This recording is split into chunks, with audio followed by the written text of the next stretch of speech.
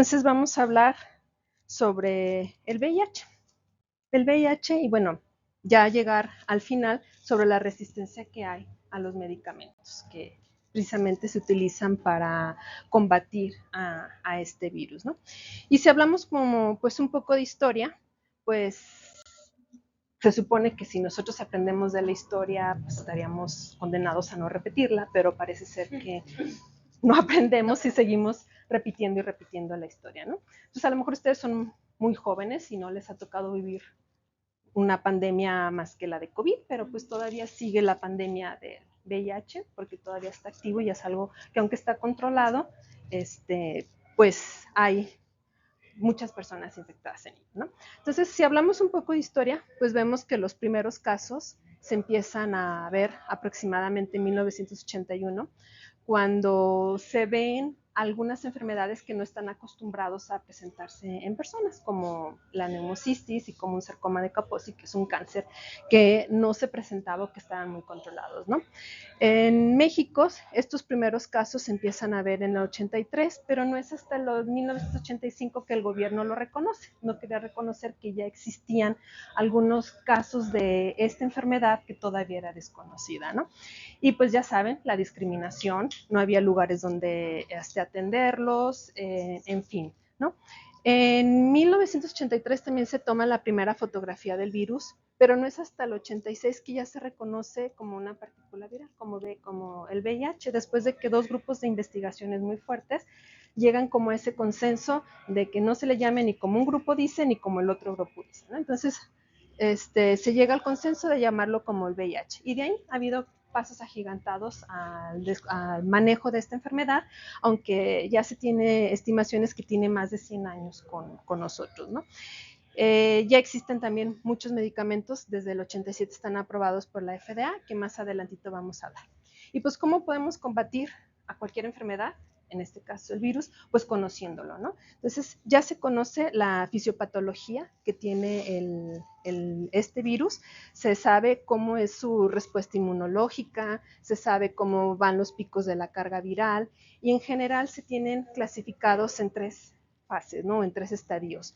La aguda, que es cuando hay una respuesta muy grande del organismo, esta, que es como los años que pueden tener la enfermedad de que estar controlado, y la parte final, que es la etapa SIDA, que en aquellos entonces es donde se podían o se identificaban estos pacientes, ¿no? Entonces, pues ya hablando un poquito de historia, pues podemos decir, y hablamos de virus, pues ¿qué es un virus? ¿Qué es un virus para ustedes? Y eso no es una palabra alejada, ya la han escuchado, ¿no? Realmente, ¿no? ¿Cómo definirían un virus? No es un ser vivo. ¿No es un ser vivo? No tiene la capacidad de reproducirse por sí solo, necesita otro organismo. Otro organismo. Parasitaria para necesita otro organismo. La energía y el espacio de otro organismo de otras animales. De hecho, siempre está como esa controversia, pero lo primero que dicen es, no es un ser vivo. Pero todavía dicen, bueno, ¿cómo clasificamos la vida? Yo también diría, es muy difícil decir que es un ser vivo porque realmente pero es un microorganismo, ¿no? Y de hecho estos microorganismos son de los más pequeños que se conocen, están en todo tipo de ecosistemas y son los más abundantes, son los entes biológicos más abundantes que hay, más que bacterias, más que alguno que otro. Los virus son de los que más conocemos, ¿no? Entonces, pero realmente son muy simples en su estructura. Son muy simples, hay de muchos tamaños, de muchas formas, son diferentes hospederos, en fin. Pero en los humanos nada más hay aproximadamente 20 familias las que están relacionadas que infectan al ser humano, ¿sí? Y casi todos son virus RNA. Puedo hablar un poquito más de estos términos porque sé que los identifican y los entienden muy bien, ¿no? Pero pues estos virus o los virus infectan, les digo, a cualquier cosa. Infectan a hongos, pueden infectar a plantas, pueden infectar bacterias, que son los famosos bacteriófagos, y animales. Y de hecho aquí pongo el murciélago porque es algo que nosotros ahorita tenemos muy fresco, pero en realidad el murciélago es un organismo que tiene muchos microorganismos que sí le afectan más al humano. Es el que podemos tener como más acceso a estos cruces zoonóticos que pueden existir, ¿no? La mayoría de los virus, si les digo que son de los más abundantes, pues van a estar en los océanos y pues principalmente van a estar afectando a bacterias, no es que estén tan en contacto con nosotros, ¿no? ¿Y cómo están formados los virus? ¿Cómo están? ¿Se acuerdan? Apenas estamos llegando micro. Pero, a ver, si han visto virus, ¿no? Así en las imágenes. Es que ¿saben qué nos ayuda mucho con los virus? A que vivieron COVID. Y COVID les trae, o sea, les metieron mucha información que la gente común y corriente ya entiende. Pues se ven como maquinitas que inyectan en alguna sustancia la célula. Ajá. Sí, Para que la realmente. célula empiece a reproducir virus. A producir virus. Y su estructura realmente, si les digo que están muy sencillos y muy simples, es porque hay de diferentes formas. Esta es la forma más común o la forma que a mí me gusta, ¿no? Pero si vemos esta otra imagen, pues este es una forma distinta, es icosaédrico. El otro no lo tengo aquí, que es como un cilindro. No, fíjate que son como más bacterias, pero bueno, estos son de este mismo tipo, son como más circulares. Este, si te fijas, se ve como más icosaédrico. Y falta el otro, que es un poquito más tubular y de pues, otros tipos, ¿no? Son muy sencillos.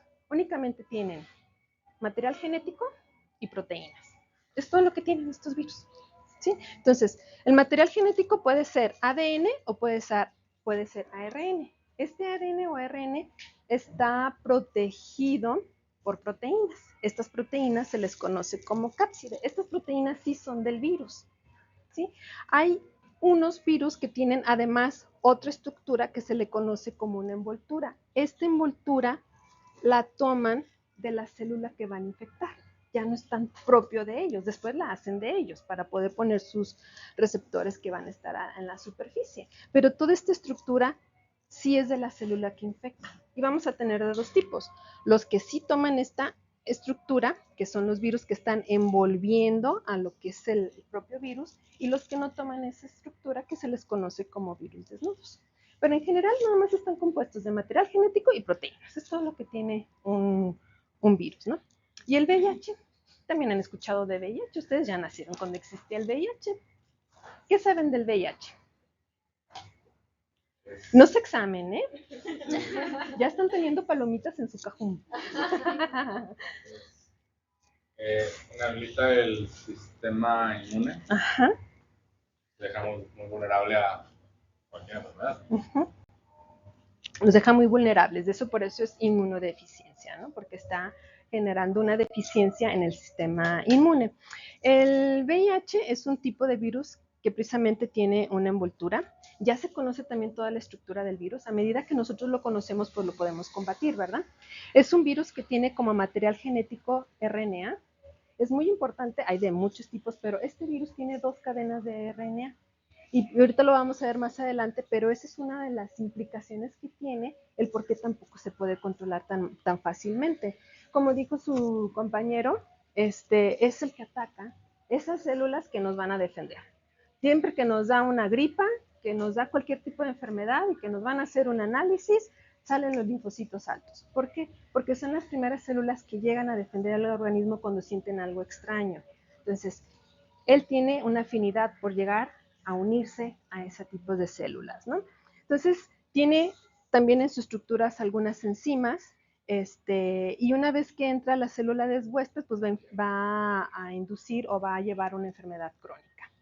Entonces, pero es también, si se fijan en su estructura, pues ya está como muy delimitada de qué tipo de proteínas está conformado, qué tipo de material genético y qué tipo de células puede a las que puede infectar, ¿no? Entonces, si usted, así como ustedes me dijeron, es que necesita como inyectar su material para poder producir más virus. Pues, ¿qué es esa producción de virus? Pues precisamente esta replicación de que una partícula necesita hacer muchas otras partículas virales. Por eso no podemos hablar de un ser, de una partícula viva a otra partícula viva, por lo mismo que ustedes me dijeron. Está en el limbo y no podemos decir que son seres vivos. Entonces, se habla más bien como de partículas virales, ¿no? Entonces se da por medio de la replicación. Y también ustedes ya me dijeron, no pueden vivir si no tienen una célula. Entonces ellos para vivir necesitan una célula para poder replicarse. Por eso se les conoce como parásitos intracelulares obligados. Si no, no pueden existir o no pueden replicarse, ¿sí? Entonces, ¿qué es la replicación? Pues realmente es un conjunto de pasos. Entra, pica y sale, ¿no? Pero ¿qué hace esta? Una vez que reconoce la célula, lo que va a hacer es apoderarse de ella y convertirla en una fábrica. Ya la célula no va a responder a sus estímulos que ella necesita, va a responder a los estímulos del virus, porque la va a hacer una fábrica de virus, ¿no? La va a reprogramar y la va a hacer que genere o le va a dar todas las instrucciones para que haga más virus, ¿no? Y este es el ciclo de replicación. También ya se conoce mucho el ciclo de replicación de virus. Obviamente aquí lo tengo de manera general y lo vamos a ver nada más de manera general en esos pasos. ¿Por qué? Porque a medida que se conoce, es como yo lo combato. Si yo no lo conozco, no lo puedo combatir. Entonces, ya tienen todos los pasos muy bien estructurados, ya saben, como me dicen, esta es la célula que nos va a defender, esta es la célula del humano. Ya vemos que el virus reconoce, y una vez que reconoce, esto hace que lo atraiga hacia la célula, se hace un poro, un hueco, no todos los virus hacen pero este sí lo hace un hueco para que se fusione el virus con la célula. ¿Para qué? Para que esta parte de adentro, si se acuerdan, les dije que eran las proteínas propias del virus que está protegiendo el material genético, pueda insertarse. Sé que hay muchos videos muy bonitos, pero bueno, este es el propio. Una vez que se inserta, esta cápside se abre, hay una enzima, que es la enzima de la transcriptasa reversa, no sé si ya la han escuchado.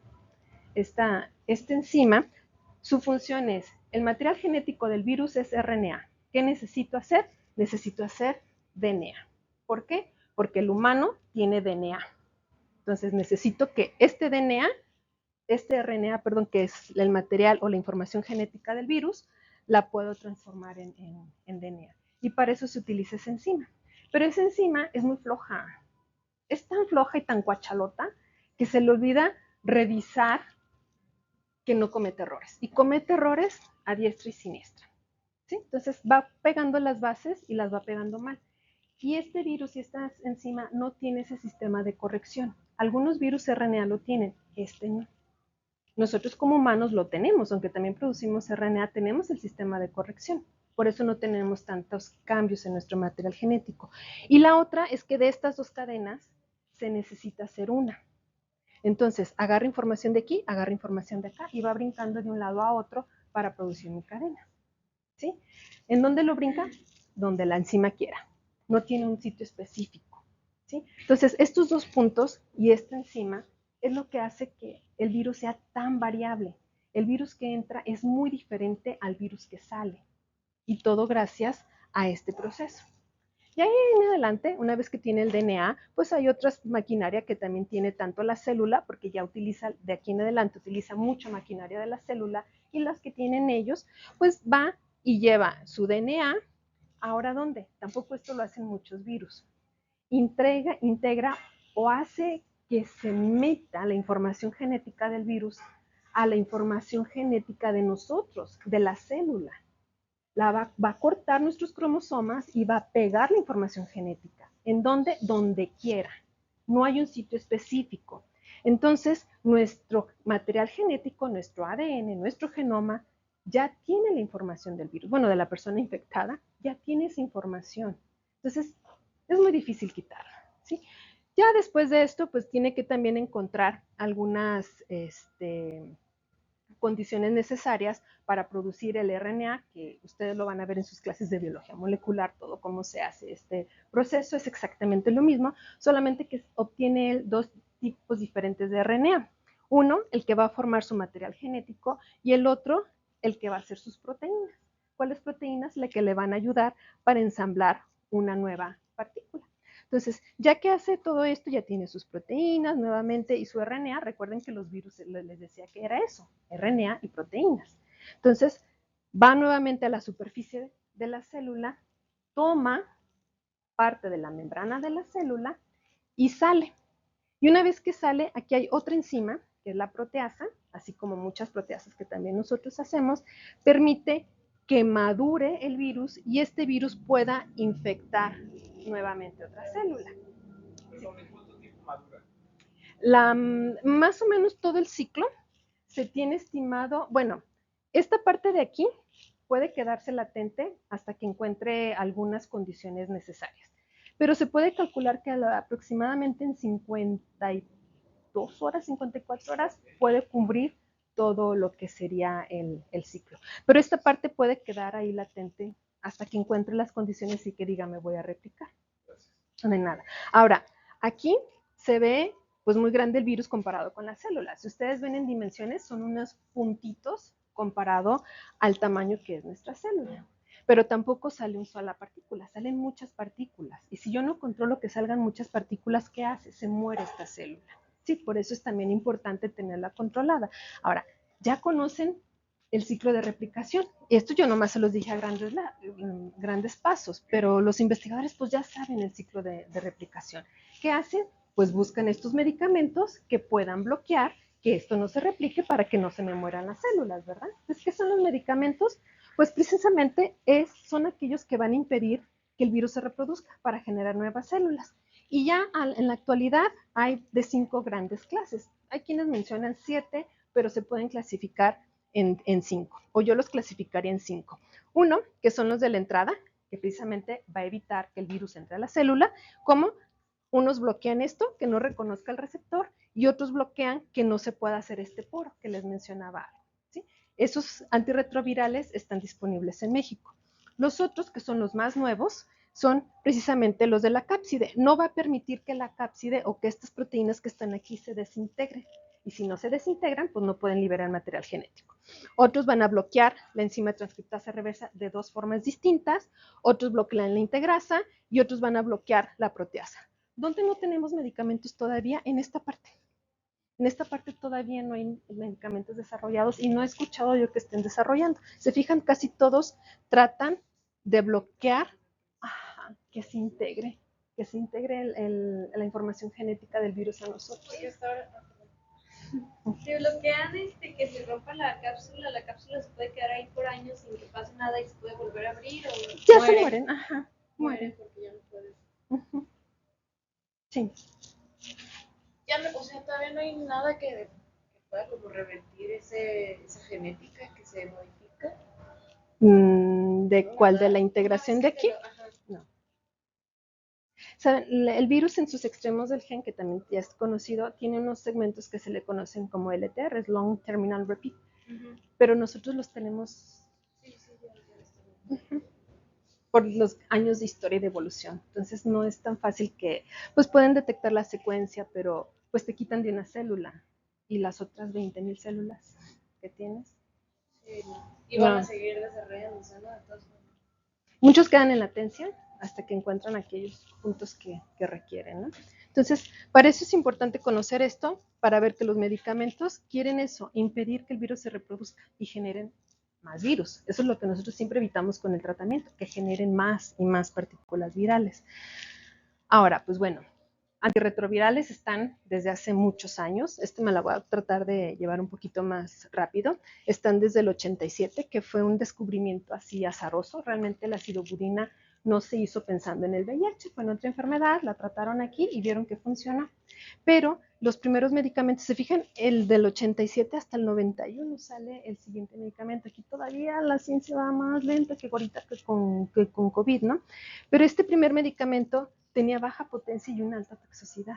Entonces, era así como que, pues sí, alarga la vida, pero, puede ayudar. Después empiezan a hacer combinaciones de diferentes. Salen otros que son los de la proteasa, son los segundos inhibidores que salen. Primero los de la transcriptasa reversa, luego los de la proteasa, y ven que combinándolos tienen un mejor funcionamiento.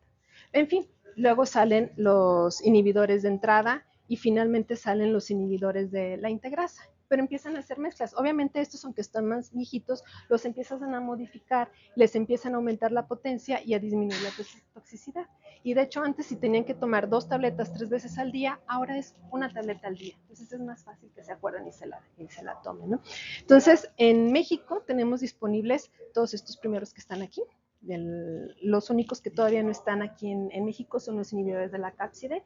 Creo que se aprobaron en Estados Unidos, no recuerdo si en el 2022 o en el 2023.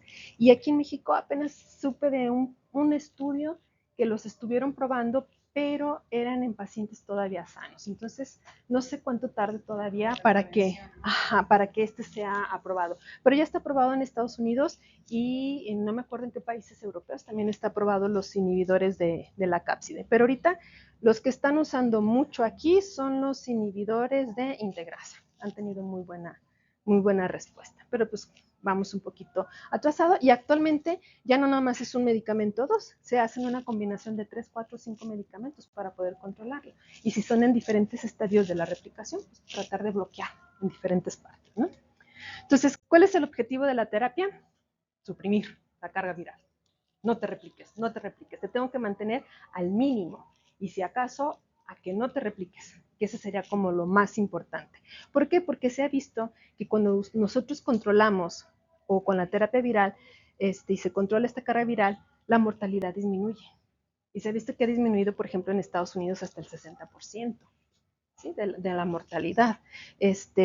Controlamos la progresión de la enfermedad. Lo primero que decíamos que la etapa SIDA, pues tarda mucho más años en llegar.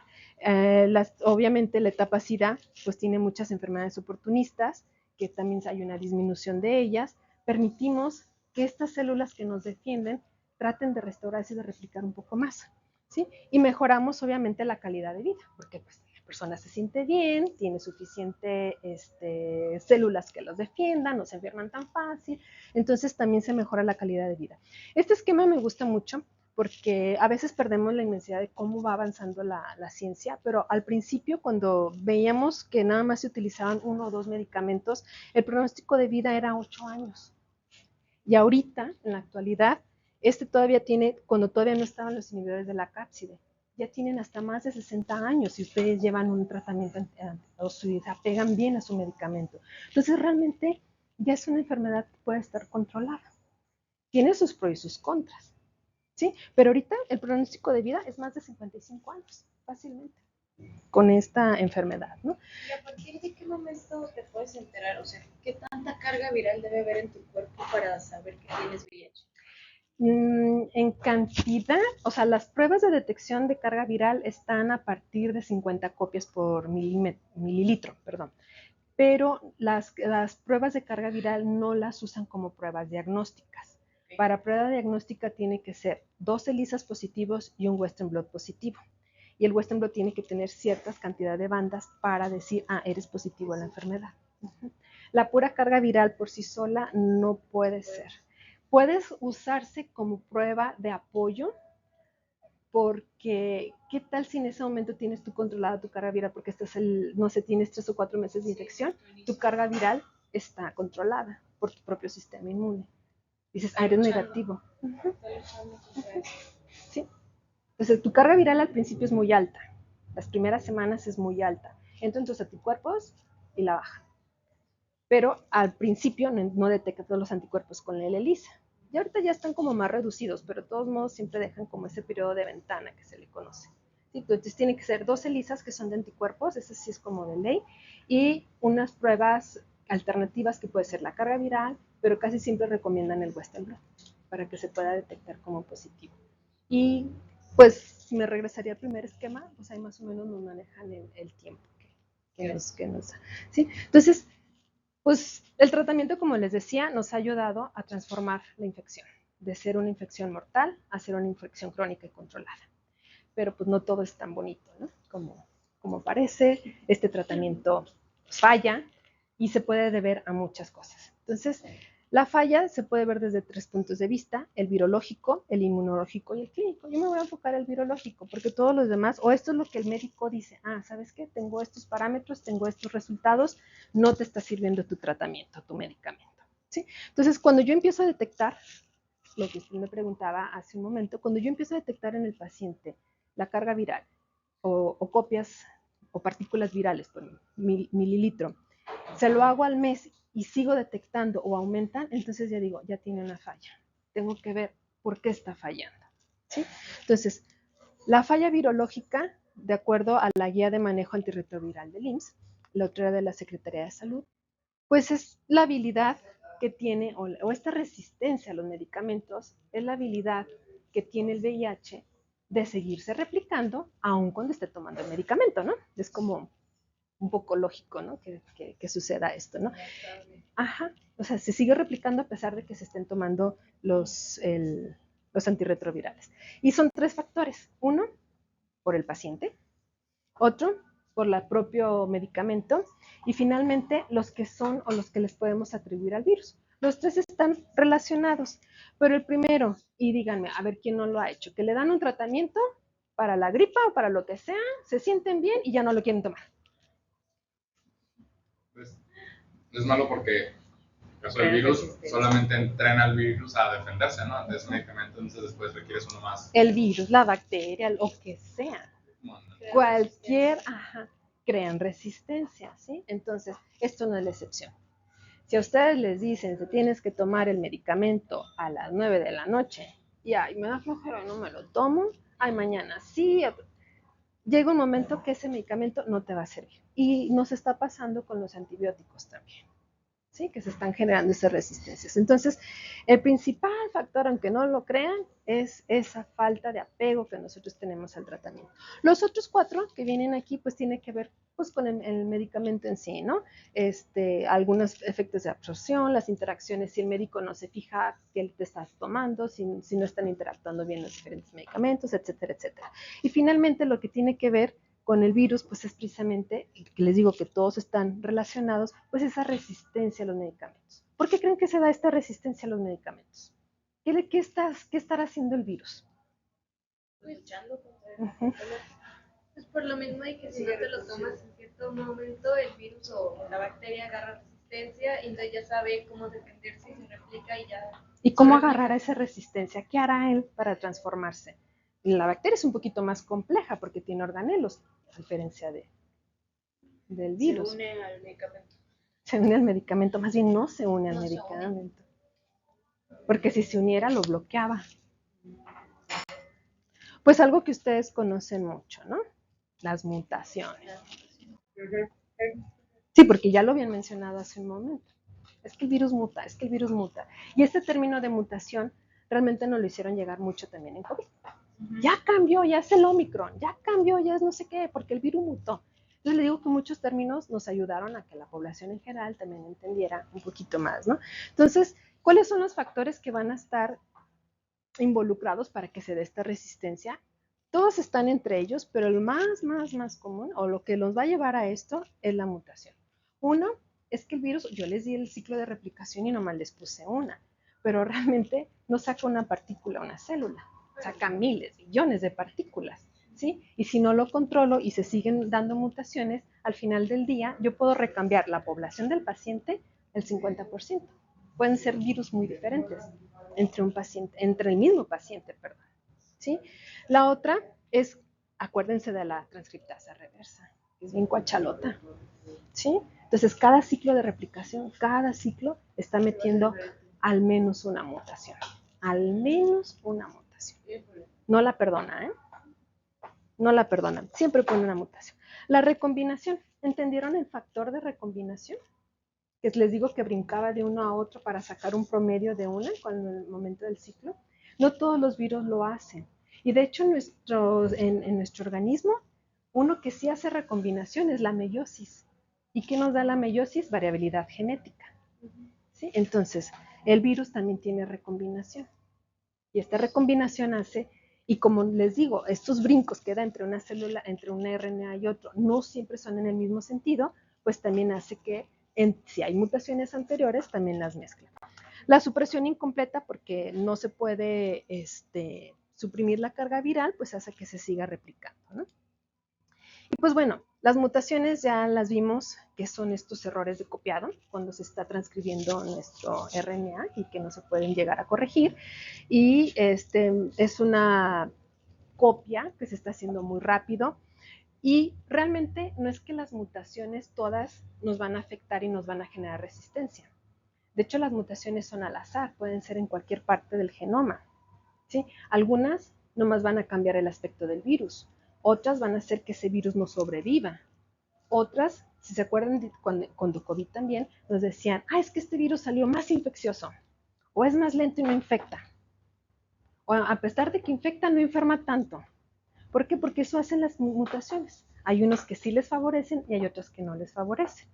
¿Cuáles son las que nos perjudican a nosotros? Precisamente aquellas que caen en los blancos terapéuticos, en los blancos que ya vimos hace rato en el ciclo de replicación, ¿no? Entonces, son al azar y nada más aquellas que nos van a afectar en el caso para la resistencia, porque pueden hacer un virus que sea más infeccioso, ¿sí? Pero a nosotros, ¿qué nos afectaría aquí? Pues que el medicamento no le funcione, ¿no? Si cambia donde se pega el medicamento y ya no se puede pegar el medicamento bien, pues se sigue replicando, ¿no?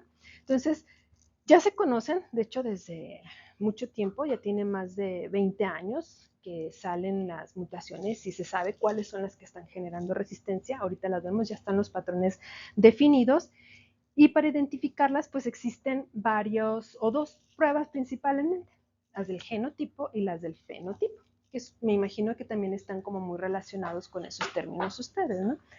Pero la que está más certera o más aprobada es precisamente en donde leemos el material genético del virus, que ese es el genotipo. ¿Y cómo se hace? Pues por medio de una técnica que es de la secuenciación, se analiza y se ve qué cambios tiene el RNA del virus y vemos si está funcionando o no su medicamento. ¿Qué tiene de ventajas esto?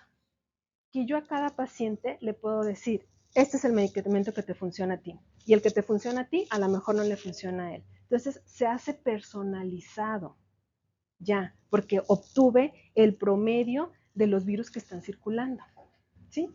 Entonces, un ejemplo, pues es esto, lo voy a alargar una.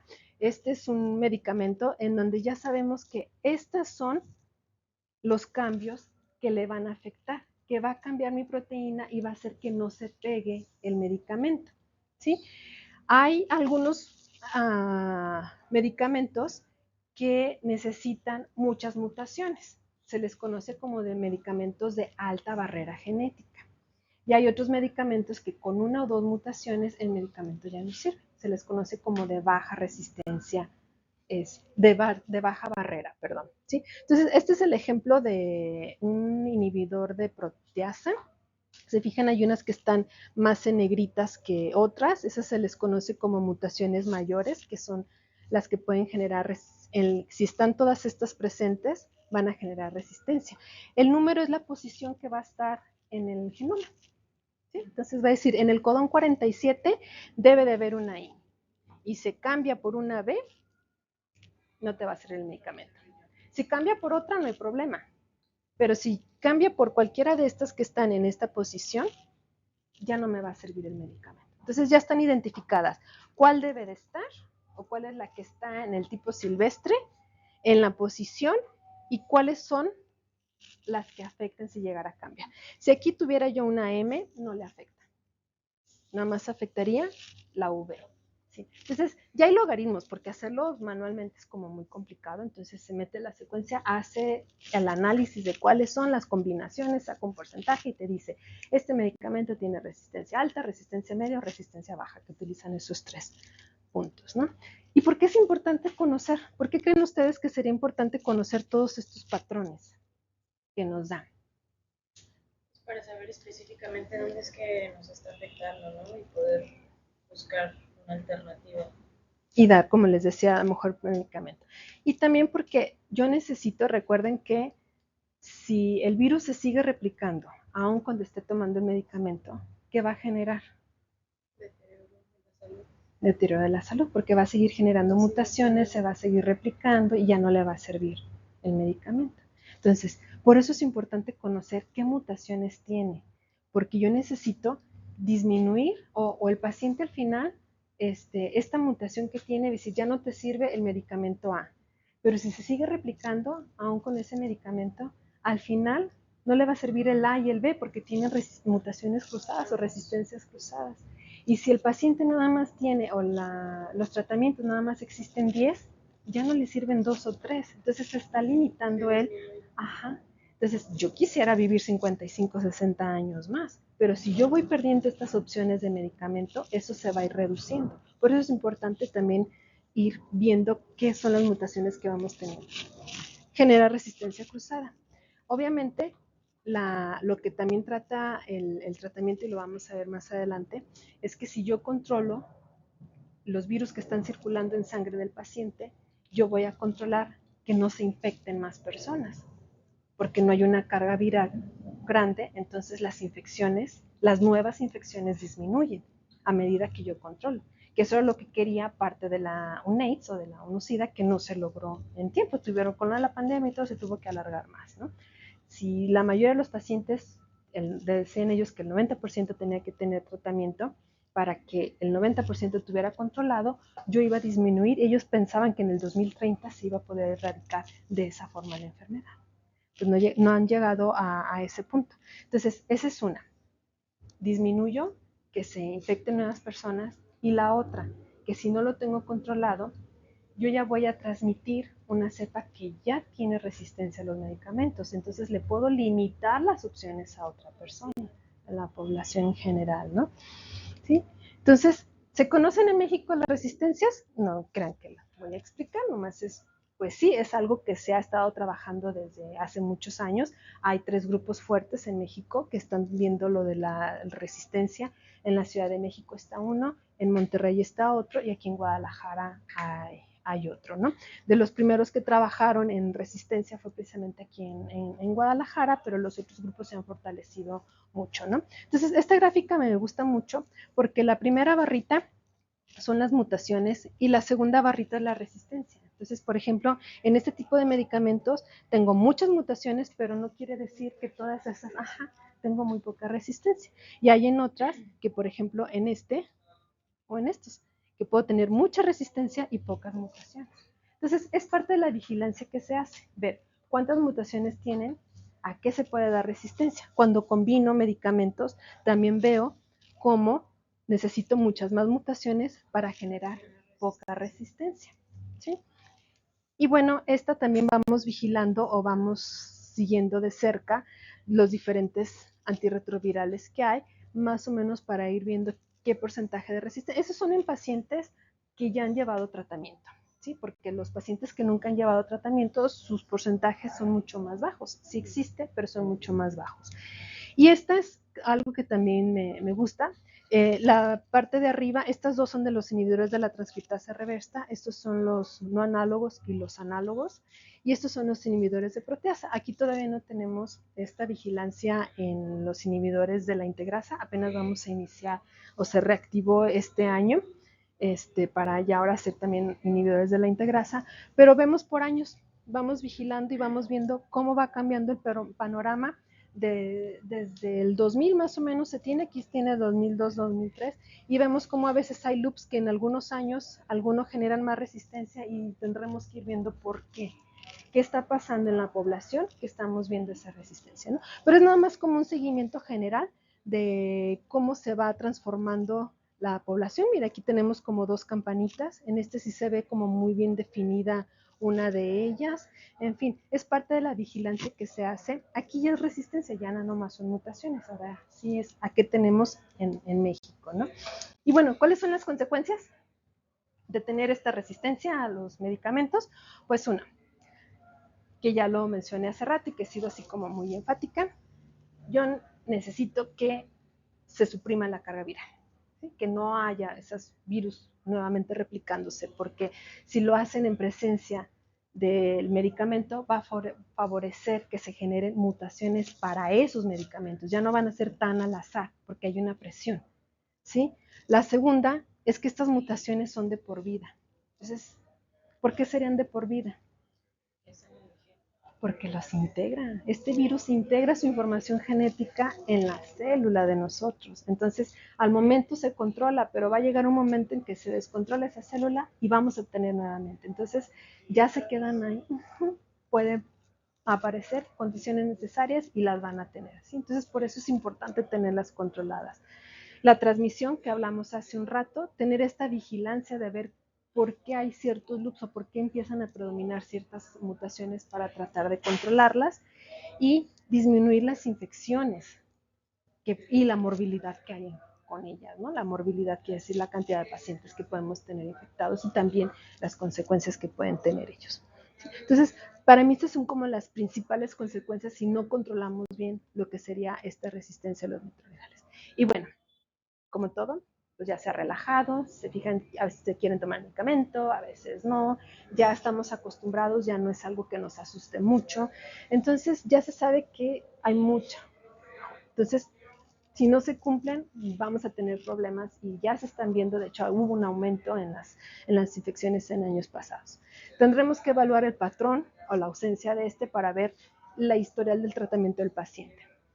Y siempre la falla, este tratamiento, sobre todo en los de primera línea, quiere decir que es el primer tratamiento que le van a dar al paciente. Se supone que ese tratamiento es el que le va a ayudar más a que restablezca su sistema inmune para que tenga células que defiendan de cualquier infección. Es el que le va a durar más tiempo, en fin, es el que se cuida muchísimo.